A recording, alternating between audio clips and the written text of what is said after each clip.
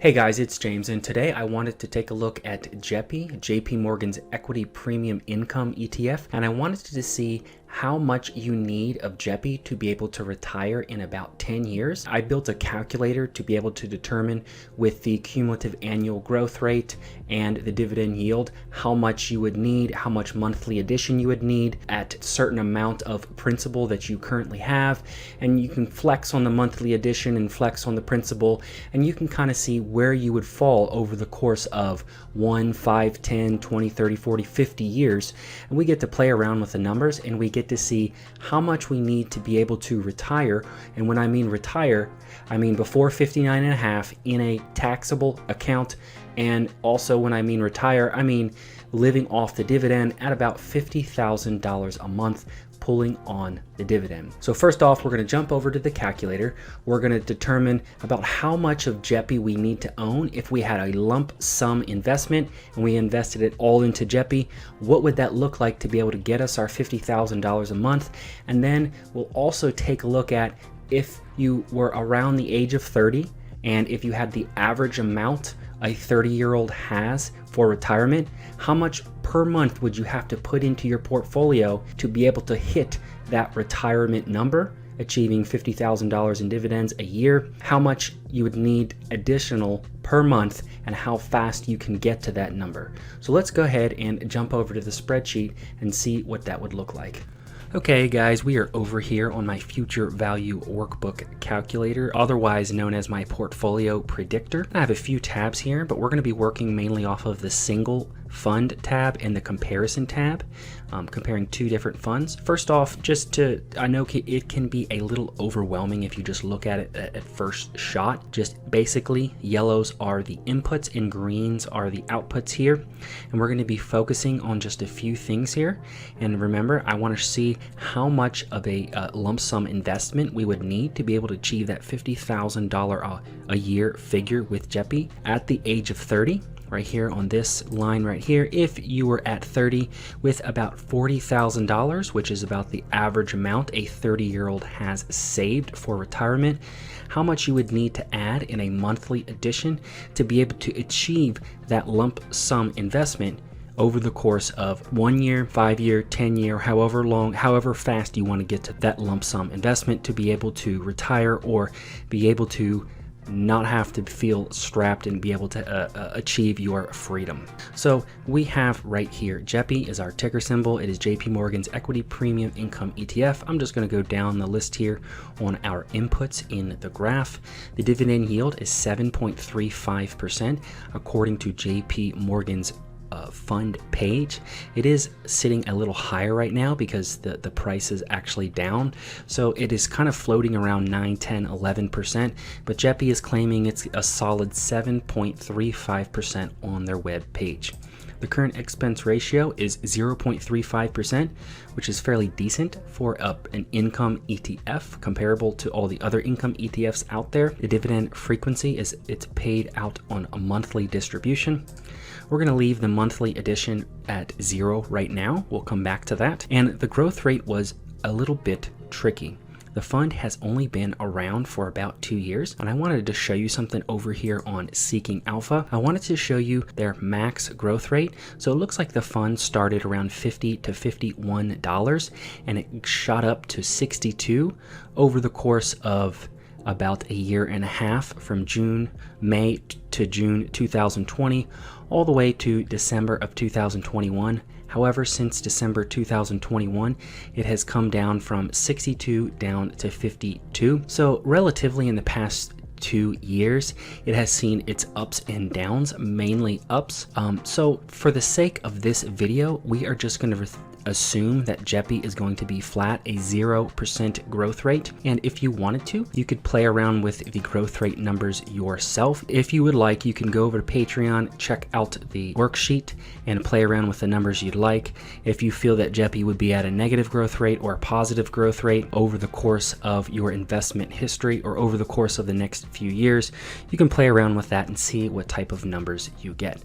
But before we do that, before we start playing around with the growth rate, I do want to show you how much lump sum investment you would need to be able to achieve that $50,000 a year figure. We come over to our comparison tab. It's very similar to our single fund spreadsheet. Fund 1, we just have a simple S&P 500 index fund ETF with the VOO's stats put in the calculator. And then we have very comparable stats for our fund 2 or for JEPI, like we did on our single spreadsheet tab here. 7.35 dividend yield, 0.35% expense ratio, monthly dividend frequency. And then we're going to leave these the same, and we're going to assume with your lump sum investment that you would be drawing the dividends out. So we're going to choose not to reinvest dividends. So just to take a stab here with this 7.35% dividend yield, to take a stab, let's see how much $500,000 in a lump sum investment would look like. Now we have to come over to our income graph here, and you see at age 30 you had nothing. Let's say 1 year from now, after 1 year you would have been paid $36,000 in dividends, and of course this is through a monthly distribution. So divide this by 12 and that's what you would get per month, about $3,000 per month. So we're going to have to up this a little bit.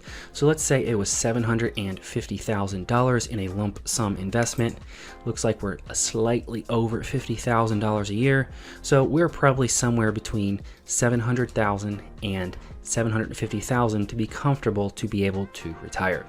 Let's go ahead and choose this $700,000 figure. So with $700,000, you can see that JEPI would pay us our first year $51,000, and in the second year very comparable $51,000. And we can see that this is going down slightly. Our income is going down because our portfolio value over on this graph, our principal was $700,000, and we can see that the principal value is going down. Now we did put in a flat growth rate here, just 0%. The reason why it is going down is because of that 0.35% expense ratio. So over time, your portfolio value would slightly start to decline, however, not decline as some of the other income ETFs out there. So let's go back over to our calculator here. So now that we know that we need that $700,000 figure to be able to retire, let's say you were 30 years old with your $40,000 average. That's the average amount a 30-year-old has saved for retirement. And that's just a quick Google. You can find that out online. The average is anywhere from about 35 to about 50, 60,000. So we chose at $40,000 for a 30-year-old. And again, the age ranges were from anywhere from 30 to 35, 30 to 40. We chose $40,000. So with a flat growth rate, how much would we have to add to be able to get to that $700,000 figure? And then again, how fast do we want to get to that $700,000 figure with these growth rates and these dividend yield numbers? So let's say we wanted to add $500 a month. What would that look like? How fast could we get to $700,000 in our portfolio? It looks like it would take us somewhere between 20 and 30 years. So if we take a look at our data over on our data group over here on column AE, your principal growth with monthly addition. So all of it included with dividends reinvested. Over here is dividends not reinvested. With dividends reinvested, starting with $40,000, we come down to what year would we hit around $700,000, our $50,000 a year in dividends. And it looks like at $696,000, it would take you 27 years with a $500 a month monthly addition, starting at 30 with $40,000 in your principal. Let's say if we doubled that or even tripled it, let's say it was $1,500 a month, you were really able to save a bunch of money and put it into your investment portfolio. It looks like you would hit that before 20 years. Let's say you were a fire fund investor and you wanted to invest fairly early. You were at 30 and you wanted to invest within 10 years. So if we're looking at this number right here, this number should be the same number as this number right here. 10 years, 327,000, 10 years, 327,000. If we increased this number to about $3,000 a month, we still would not hit that 700,000 yet. We'd have to increase it closer to probably between 3,500 and 4,000. It looks like we're going to settle around $3,800 a month. That's quite a hefty sum to be able to retire off of JEPI, to be able to reach that $700,000 figure. If you guys want to play around with these numbers and play around with different funds or different tickers, different securities in the market with different dividend yields, expense ratios, and different growth rates, by all means, I have this calculator available on Patreon. I do take your suggestions for the calculator. If you would like to see some type of addition to the calculator, or if you would like to see something different with a calculator, I will take your suggestion if you sign up on Patreon. And at the first of every month, all new additions will be added to the calculator. Create your own copy of the calculator and play with the numbers. So with that, smash that like button, leave a comment, let me know what you thought of this video. And with that, thanks for watching.